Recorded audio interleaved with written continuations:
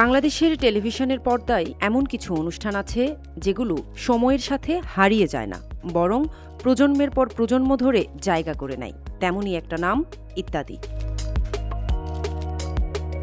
১৯৮৯ সালে বাংলাদেশের টেলিভিশনে শুরু হয়েছিল এই ব্যতিক্রমধর্মী ম্যাগাজিন অনুষ্ঠান। পরিকল্পনা, রচনা ও উপস্থাপনায় ছিলেন হানিফ সংকেত, যার হাত ধরেই ইত্যাদি হয়ে ওঠে দেশের অন্যতম জনপ্রিয় অনুষ্ঠান।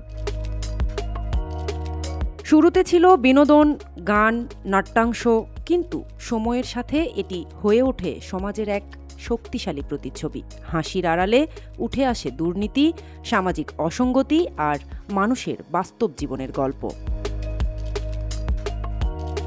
সময়ের হিসেবে ১৯৮৯ থেকে ২০২৬ এই দীর্ঘ পথচলায় ইত্যাদি পেরিয়েছে প্রায় ৩৭ বছর, অর্থাৎ প্রায় ৪ দশক ধরে এই অনুষ্ঠান ধরে রেখেছে তার জনপ্রিয়তা, যা বাংলাদেশের টেলিভিশন ইতিহাসে বিরল এক অর্জন।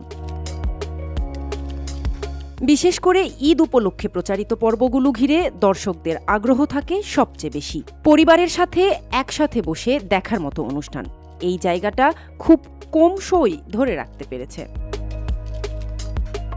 শুধু বাংলাদেশ নয়, প্রবাসী বাঙালিদের কাছেও ঈদের ইত্যাদি এক টুকরো নস্টালজিয়া।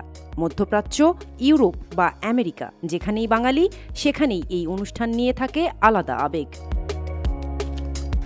তবে সময়ের সাথে দর্শকদের মতামতেও এসেছে ভিন্নতা। কেউ বলেন এটি এখনও সমাজের দর্পণ, আবার কেউ মনে করেন নতুন প্রজন্মের সাথে তাল মিলিয়ে ফরম্যাটে আরও পরিবর্তন আনা দরকার।